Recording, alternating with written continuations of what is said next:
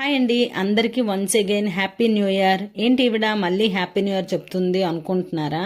ఏం లేదండి, నేను ఈ సంవత్సరం ఒక రెజల్యూషన్ పెట్టుకున్నాను. అదేంటనేది మిడిల్లో చెప్తాను.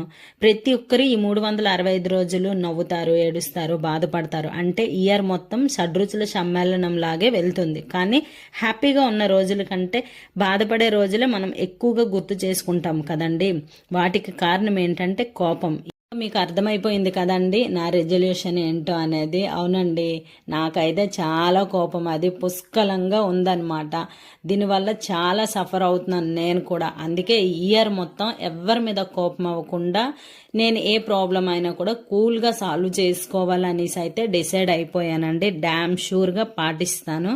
మరి మీరు ఏ విధమైన రెజల్యూషన్ పెట్టుకున్నారు? ఒకవేళ పెట్టుకోకపోతే తొందరగా లాక్ చేసుకోండి, ఎందుకంటే ఇయర్ స్టార్ట్ అయిపోయింది కదా. వీడియో నచ్చినట్టయితే లైక్ చేయండి. Bye bye. హాయ్ అండి, అందరికీ once again happy new year. ఏంటి ఈవిడ మళ్ళీ హ్యాపీ న్యూ ఇయర్ చెప్తుంది అనుకుంటున్నారా?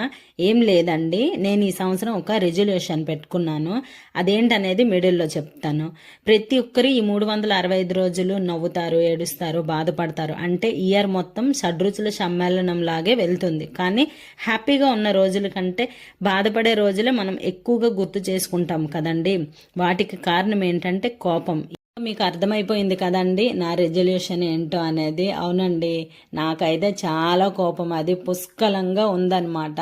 దీనివల్ల చాలా సఫర్ అవుతున్నాను నేను కూడా. అందుకే ఈ ఇయర్ మొత్తం ఎవరి మీద కోపం అవ్వకుండా నేను ఏ ప్రాబ్లం అయినా కూడా కూల్గా సాల్వ్ చేసుకోవాలనేసి అయితే డిసైడ్ అయిపోయానండి. డ్యామ్ షూర్గా పాటిస్తాను.